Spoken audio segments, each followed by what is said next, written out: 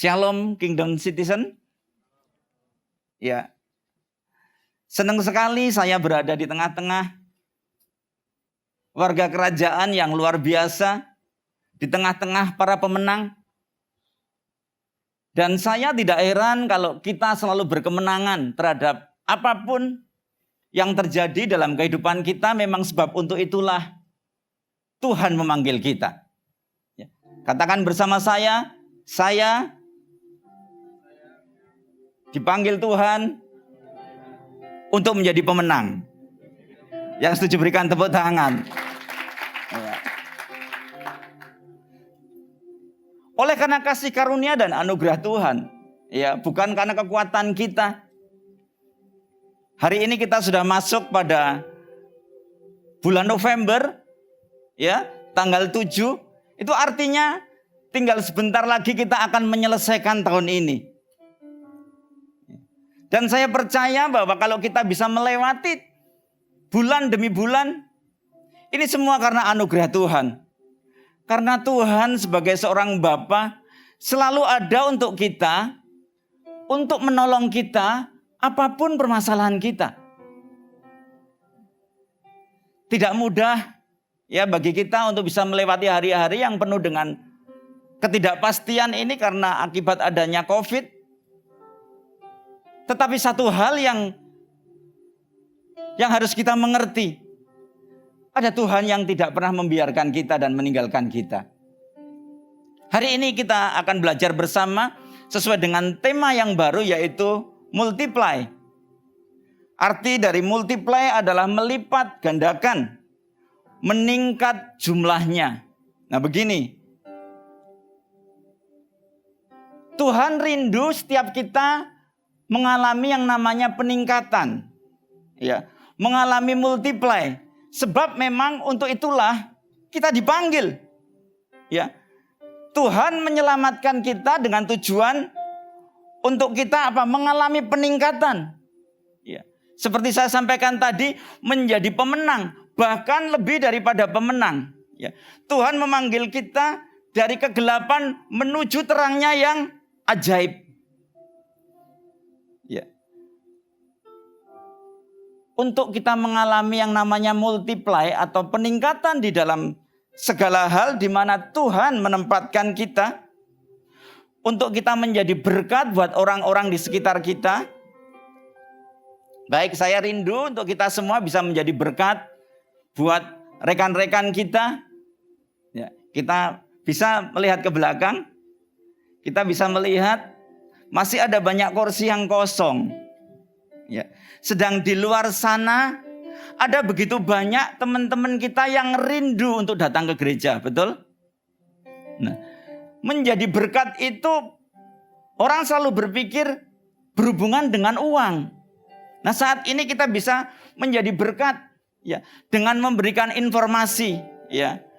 Mungkin ada teman-teman kita yang tidak tahu, wah saya harus beribadah di mana ada gereja yang sudah onsite. Kita bisa memberikan informasi kepada teman kita. Ya. Dan saya percaya kalau setiap kita bergerak, ada kerinduan setiap kita untuk menjadi berkat. Sebentar lagi, KU yang jam 3 ini pasti sudah penuh. Yang setuju berikan tepuk tangan. Ya. Tetapi ada bagian dari kita, yaitu menjadi berkat. Memberikan informasi kepada teman-teman kita. Jadi saya ketika ketemu dengan orang, saya sering tanya begini, sudah ibadah onsite belum? Nah, kalau misalnya belum, karena belum ada gereja buka, ayo bisa ibadah, ya, bisa dilihat di medsos. Memang harus memakai link, tetapi sangat mudah mengisinya.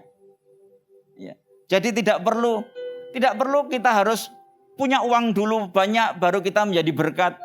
Tidak perlu. Kita memberikan informasi saja itu sudah bisa menjadi berkat untuk sesama kita.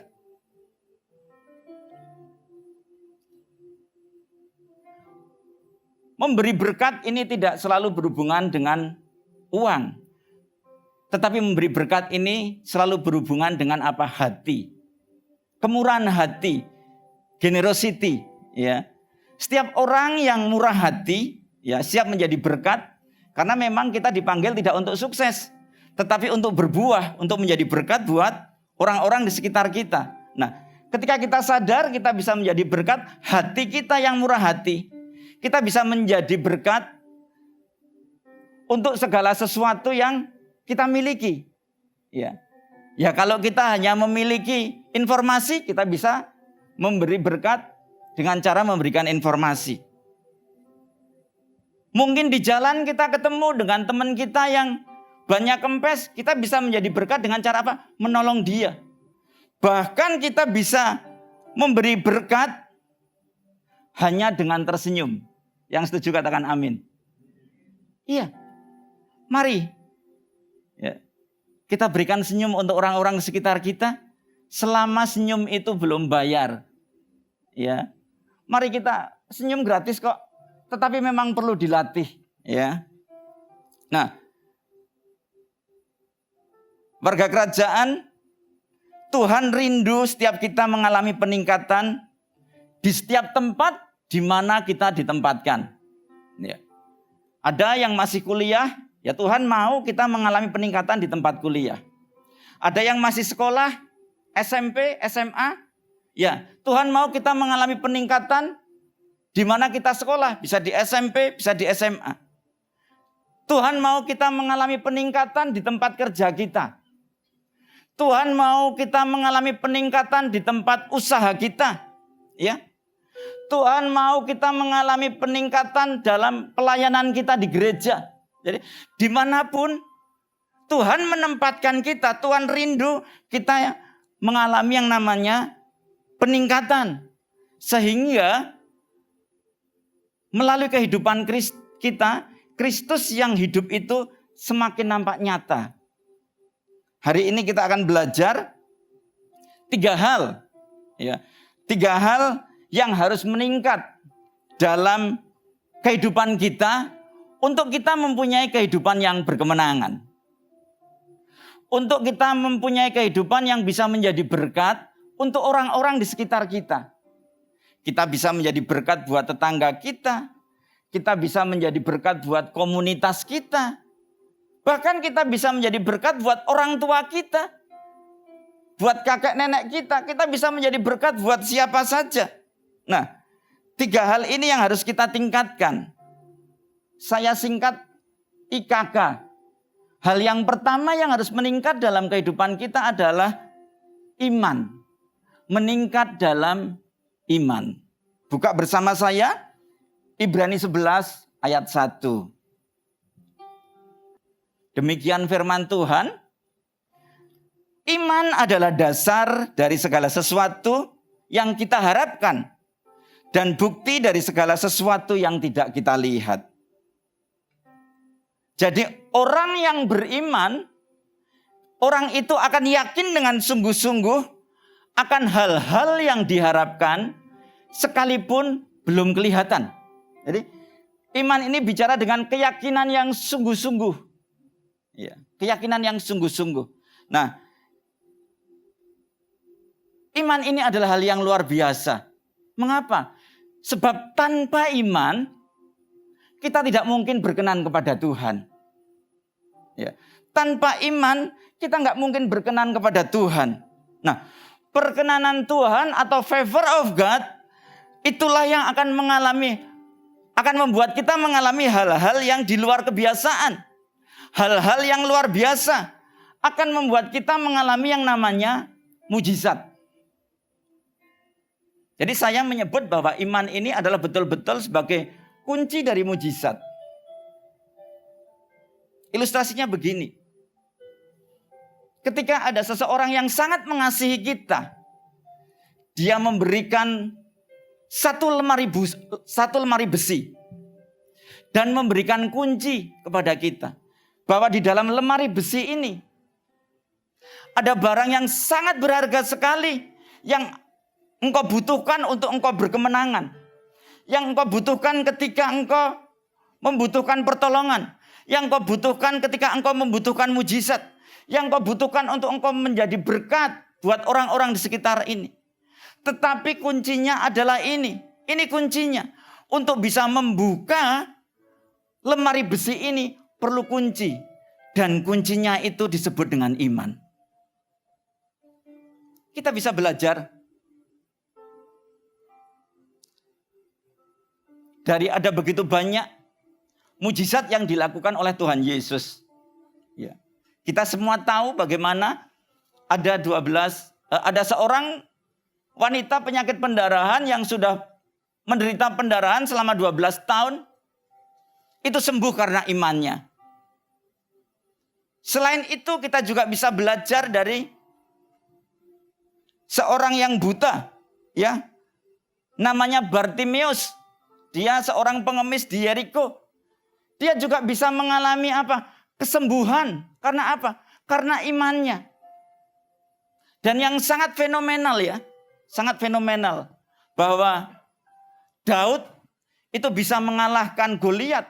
Yang tingginya itu besarnya 2 kali lipat dari dia. Itu juga karena dia memiliki iman.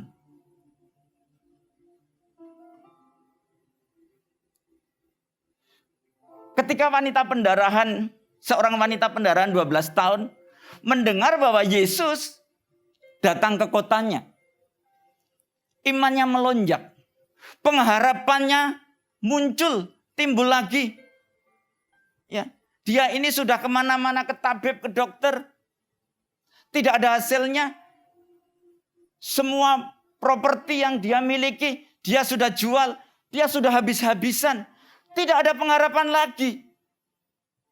Tetapi ketika dia mendengar Yesus datang ke kotanya, pengharapannya muncul. Dia berkata demikian dalam hatinya, asal saja ku jamah jubahnya, maka aku akan apa? Sembuh. Keyakinannya, imannya timbul. Iya. Untuk sesuatu yang belum dia lihat. Ketika dia mengatakan asal saja ku jamah jubahnya, dia masih sakit, betul? Nah, disinilah kita belajar bahwa iman ini harus disertai dengan perbuatan. Mengapa? Karena untuk menjamah jubah Tuhan Yesus itu bukan hal yang mudah. Sangat sulit sekali. Sebab ada begitu banyak orang yang berlomba-lomba, berdesak-desakan ingin dekat dengan Tuhan Yesus. Tetapi lihat, iman wanita itu menggerakkan dia untuk tidak menyerah. Dia terdorong ke kanan, ke kiri. Di tengah-tengah tenaganya yang saya yakin sudah sulit buat dia untuk bisa menerobos. Dia terus menerobos karena dia yakin dengan imannya. Asal saja ku jamah jubahnya, maka aku akan sembuh. Dan terjadilah sesuai dengan imannya. Terjadilah sesuai dengan apa yang diyakininya. Ketika dia berhasil menjamah Tuhan Yesus, jabat Tuhan Yesus, dia sembuh. Saya tidak tahu apa yang warga kerajaan sore hari ini ikut ibadah. Sedang di dalam permasalahan apa saya tidak tahu. Tetapi percayalah, ketika kita mempunyai iman dan ada tindakan ya, yang sesuai dengan iman kita, akan ada perkenanan Tuhan. Seperti yang dialami oleh wanita sakit pendarahan itu.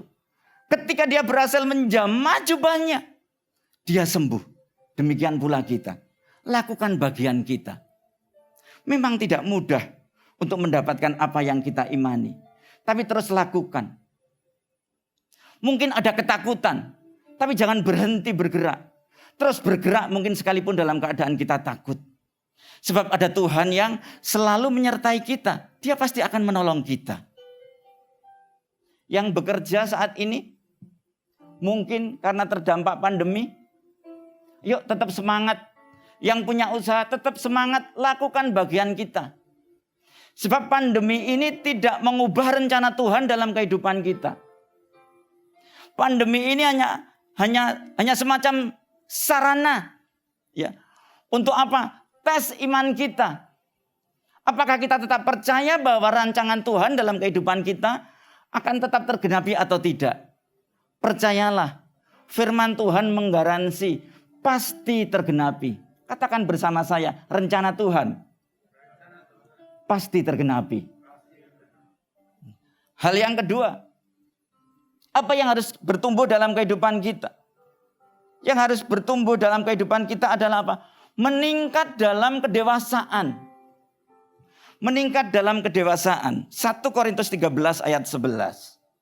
Ketika aku kanak-kanak, aku berkata-kata seperti kanak-kanak. Aku merasa seperti kanak-kanak, aku berpikir seperti kanak-kanak.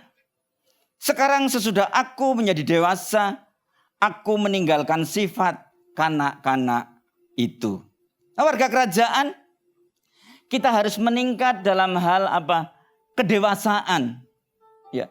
Sifat kanak-kanak harus kita tinggalkan. Ya. Sebab kalau kita terus membawa sifat kanak-kanak kita ke kanak-kanakan, itu kita nggak akan jadi berkat buat orang lain. Nah, mengapa? Sebab kita semua tahu sifat kanak-kanak yang pertama yang sangat kelihatan sekali itu apa? Selfish, egois. Mari kita cek dalam kehidupan kita. Apakah kita masih egois sekali? Ya, mementingkan diri sendiri, maunya menang sendiri. Ya. Aku dan aku. Ya. Orang yang selfish itu seperti itu. Aku dan aku. Milikku, milikku, milikku. Perhatian untukku dan untukku. Mari kita cek. Nah, kalau orang yang model seperti ini ya sulit menjadi berkat. Sebab untuk menjadi berkat itu pusatnya bukan kita. Tapi pusatnya justru orang-orang di sekitar kita, betul ya? Iya. Maka kita harus meninggalkan sifat kanak-kanak ini. Ya, egois, selfish, ya. Yang nomor 2, sifat kanak-kanak itu apa? Mudah tersinggung, mudah marah. Ya. Sedikit-sedikit nangis, ya. Tidak diperhatikan marah, ya. Tidak disapa marah. Ya. Kirim WA, kemudian karena kita itu banyak kegiatan, lupa balas, marah. Saya yakin di sini pasti nggak ada. Ya, kalau ada, kita harus tinggalkan sifat itu, sifat kanak-kanak itu. Sebab hanya dengan meninggalkan sifat seperti itu kita bisa menjadi berkat. Ya. Kemudian apa? Iri hati. Ya.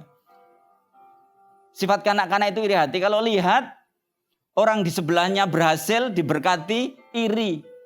Harusnya kalau ada teman kita diberkati itu apa? Kita ikut bersuka cita, bukan malah iri. Ya. Kita bisa belajar bagaimana engkau bisa mendapatkan itu semua. Ya. Temennya nilainya bagus, iri. Nah, ya. Temennya jadi juara, iri. Kenapa bisa begitu? Ya karena sifat kanak-kanak. Sifat yang lain, apa itu?